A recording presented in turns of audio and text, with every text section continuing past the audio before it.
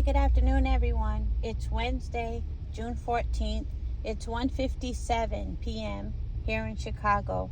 So I was able to see the press conference like everybody else. And today it was in New York City. Yesterday it was in LA.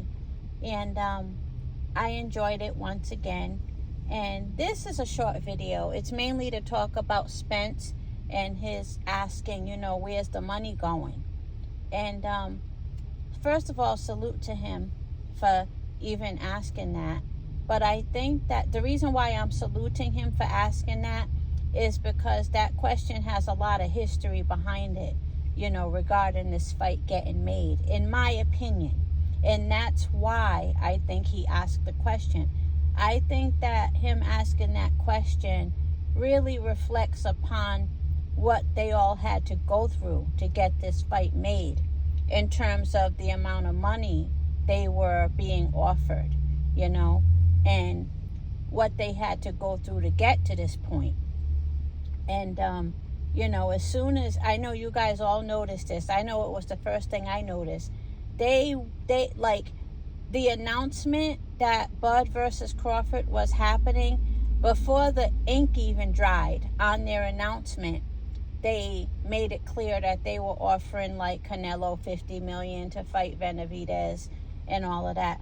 Okay, fine. I'm not complaining about them offering Canelo $50 million, but they took this long to come right with the money for Bud versus Spence, and that's why Spence mentioned that money, because when they announced that, they were offering $50 million to Canelo to fight Benavidez, I remember one of the first things I was thinking was, I wonder how Bud and Spence feel about that, or maybe there's something about the business that I don't understand.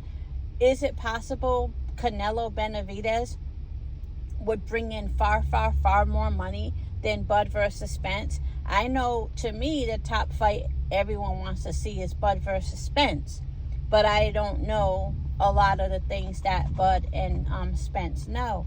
So when Spence asked that question, to me, again, it gave some insight into the frustrations that he probably had to endure before coming to the financial offer that he receives, So, and his follow-up question proves it. Well, not question, his follow-up comment proves it. He said something like, you're offering this money to these people and this money to these people. Where's this money you're taking from us going?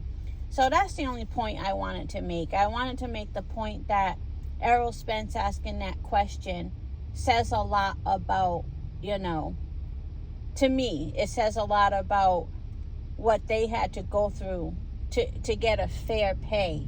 You know what I mean? That's what I think. So that's why I salute him, because I don't think it was easy getting this fight made at all.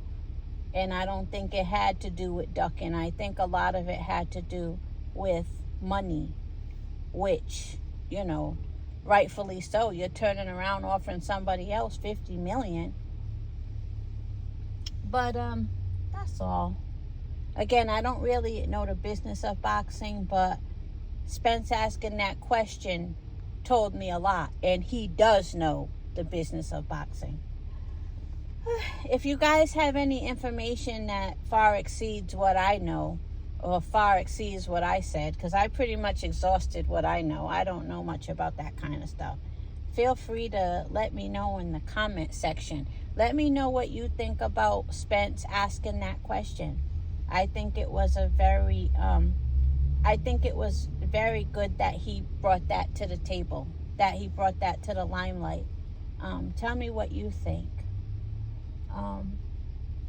Yeah, that's one of the things I always liked about him anyway, because remember Oscar De La Hoya tried to recruit him? He put him in his place.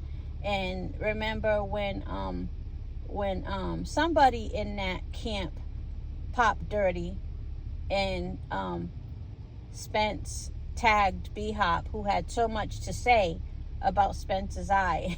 Spence tagged B-Hop and said, speak up, you know, since he spoke up against Spence. So, yeah. But that's all. Have a good day, everyone.